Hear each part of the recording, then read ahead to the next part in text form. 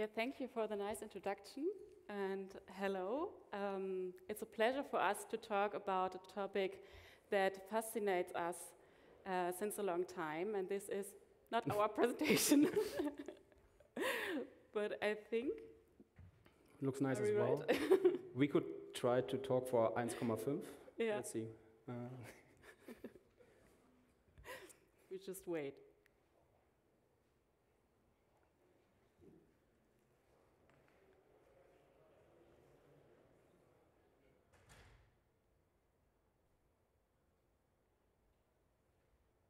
Yes, that's our presentation now.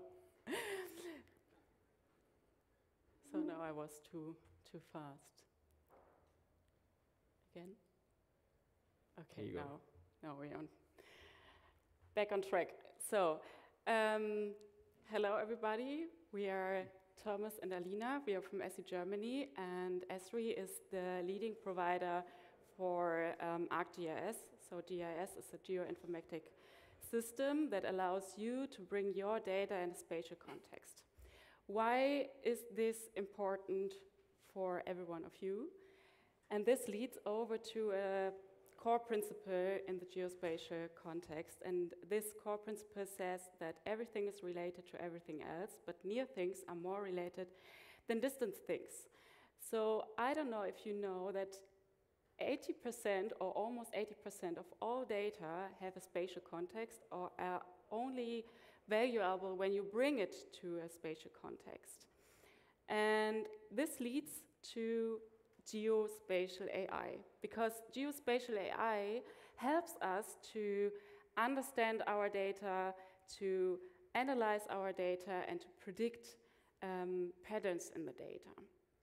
Because every one of us collected tons of data in the past, but we have to analyze now our data and we have to digitize our data, and there AI can help us to do things like that. And with this, I hand over to my colleague, Thomas. Thank you very much, Alina. So let's take a look back how it all began. I mean, AI and GIS is really a fit that is made in heaven, kind of, because we used machine learning algorithms already for a long time. And who doesn't remember a few years back when suddenly, now the presentation is stuck? No. Here we go. When suddenly these pictures of cute kittens and dogs spammed us in the internet, right? Because now machines were able to detect what's on these pictures. I think everyone remembers, right? We were now able, oh, this is a dog, this is a cat, okay, great. And then it goes on and we were able to, we were able to not only detect if it's a cat or a dog, we were also able to detect where it is on the picture. We could classify the pixels belonging to the cat or the dog. And then we can also derive kind of the shapes of these objects. And guess what? The geospatial community realized immediately, hey, this can be beneficial for us as well. And why? Because we're also dealing with imagery data, with pictures, right? So if we transform this to our geospatial use cases, we can use this amazing technology to detect, for example, if a building is damaged or undamaged, categorizing it, right, in image classification. We can detect objects in pictures, like the planes sitting on an airport. We can do a pixel classification for land cover classification, for example. Or we can also, and now my presentation goes ahead of myself, detect kind of where are objects located on the picture with the shape. So this enables us to really gain very valuable information from remote sensing data like you see on this picture. This is just an aerial imagery. And if the presentation would go along, you would see that, maybe I'm just going to do it here, it's easier. Hopefully it reacts better. Yeah. You can see that we can derive information or all kinds of information from this imagery, right? So we can, for example, see, hey, how many trees are on this picture? What are the radius of the crowns? How many cars are parking in the streets? And we can use this for satellite imagery, for drone imagery, and we can also go on and use it for example, point clouds, where we can classify different objects in those point clouds, like our infrastructure assets, the power lines, the vegetation. And then we can combine these different data sources together to perform analysis where, for example, the vegetation is encroaching our power lines to optimize our maintenance workflows, right? So we can do this all using remote sensing data. And if we even go one step further, we can combine into this remote sensing data, analyze with AI our in situ sensors. So we can use sensors from utilities, from the environment, from infrastructure, from smart cities, from agriculture, and feed them all together, fuse them all together, and that's what we call Earth intelligence. To give you one more practical example, I have a project here where we are working on right now where you see Earth movement derived from satellite imagery. And you see this red patch on the left-hand side in the west of Germany right now, which is, of course, our open pit mining in North Rhine-Westphalia and how there's a depression of the ground in this area. And if we transform this to infrastructure objects, maybe some of you remember this bridge. It was torn down because it was too unstable. And if we now want to use this remote sensing data derived from satellite information to identify why these infrastructure assets may be at risk, we can actually, see this data, look at the time series data where we see the seasonality in Earth movement on this bridge. And this is really amazing, right? We can make this data visible in the GIS, seeing anomalies and seeing trends. And this is really, an amazing technology that we can use to now perform some geospatial time series analysis. For example, this is a bit technical now, but seeing the overall trend of all our data points around our infrastructure assets, where we see we have a slight uplift on this bridge. And then we can identify also, performing some time series analysis, outliers. So where was kind of the Earth movement not in sync with the seasonal trends, and we can use these outliers then again to bring it back into our GIS system to put them back in context, right? Because these graphs are nice, but they don't tell much. If we bring it back into the GIS system, we can visualize it again on the map, see immediately where we have a high number of outliers, which parts of our infrastructure may be put under special constraints from these type of sensors, and then we can integrate other sensors, like in blue, for example, now measurements for the trucks running over the bridge. We can incorporate weather sensors, and hopefully this survives. The PowerPoint survives. Okay, it still is alive. We can incorporate weather sensors and visualize it in a digital twin of our infrastructure asset, and that's one practical example that we call Earth intelligence. Alina, you take it away. Yeah, and everything what you have seen right now, we call it GeoAI. So the combination of really powerful geoprocessing tools and artificial intelligence. It's just a branch of scientific AI. And to give you some more examples for different data types, we see here that some examples, for example, for imagery and 3D data, where you can extract your features, or you can do object detection or pixel classification, for example. And another data type where you can do GeoAI as well is based on vector and time series data. So AI helps us to see patterns that we don't see when we just do typical analytics. And the other thing is what we can do are really powerful predictions. So for example, what you see in the video on the top is a site location optimization based on a prediction based on machine learning. And another data type that we provide are geoprocessing or GeoAI tools based on text data, where you can extract based on PDF formats, for example, or you can extract entities, for example, based on your PDFs.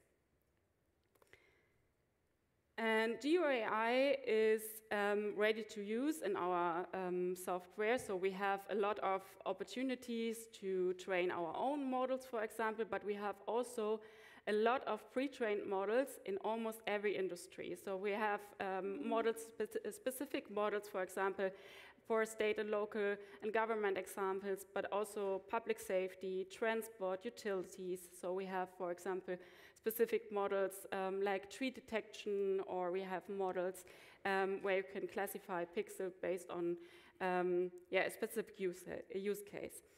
And we are evolving AI as well in generalized models. So you have the opportunity to just prompt based on, or you can do a prompt, and you can, for example, you can just prompt, what do you see? And the model is giving you an answer. So we have also multi-dimensional models in the software. And for that, I lead over to my colleague. So yeah, to recap for GeoAI, it's really kind of, pushing our analysis, infusing them with AI, being it machine learning, deep learning, to gain more insights. And now we shift gears a little bit and go to the center of these pillars, to the AI assistance. AI assistance is for us the integration of large language models to, what the name suggests, assist you in your work and boost productivity.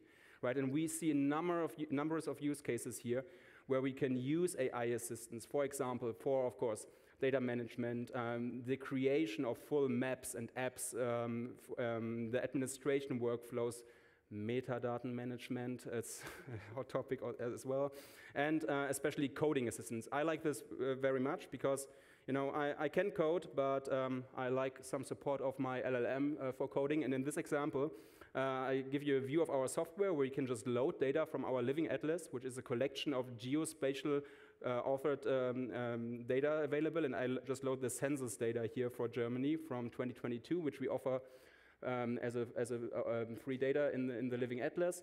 I switch on the 1 kilometer grid cells here.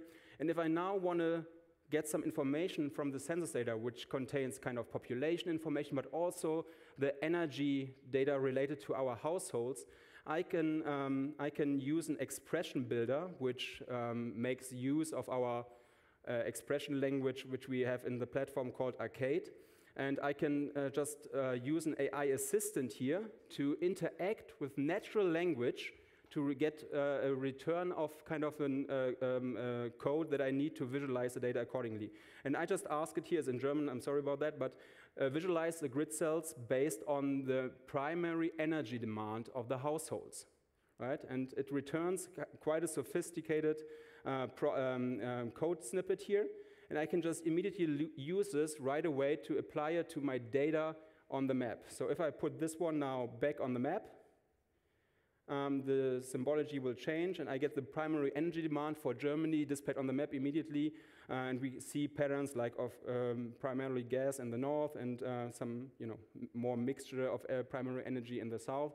And this is just one quick example how we can use assistance to help us kind of visualize geospatial data or boost productivity, because if I would have to write this code snippet myself, it probably would have taken longer than a few seconds what the assistant just did, right? So there's a huge potential for AI assistance, and if we even want to think this a bit further, we are currently, of course, also working on agentic AI. So meaning on the right-hand side, the AI agents, to really have smart agents that just are tasked with us via natural language. So we tell the agent what we would like to see, and it lays out the analysis plan itself because it knows all the spatial tools available, the functions, and performs the analysis itself, right? So in this example, it's also about trees that are in proximity to high voltage lines, and we can just use this to have an agent kind of perform the analysis itself. And that's really the future where we're heading, that next to the assistants, you have agents, and you can just tell them what to do in natural language, and they will do the GIS tasks for you. And that enables also non-GIS professionals to really harvest the power of a GIS system. Alina. Yeah, thank you. Yeah, for us it was, or our vision is to have AI integrated in the software, and this in three different ways. So we have GeoAI, AI assistants, and AI agents based on a AI framework. And when we talk about AI, we also have to talk, or I do just the framework first. And for us it was, for us it is very important to have a well-architectured system and AI integrated in the well-architectured system. So we have data and tools in the base, and then we have AI services on top, and on top of that we have our clients. So you have the ability to just talk based on the clients through different products, talk with AI, and then talk to your data. And when we talk about AI, we have also talked about trusted AI. And for us, it is very important to be very near to core principles. And this is transparency, reliability, and we have for that we have transparency cards where you can see which models are used. We have model descriptions where you can see on which data the model is trained and so on.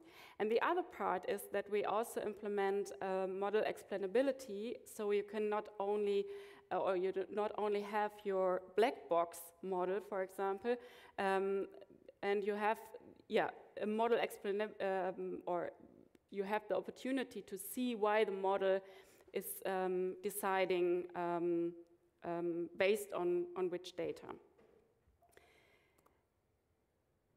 Yeah, and to wrap it up, as you can see, we are evolving AI integrated in the whole system. So we have really powerful geoprocessing and GeoAI tools that help you to extract your data, to analyze your data.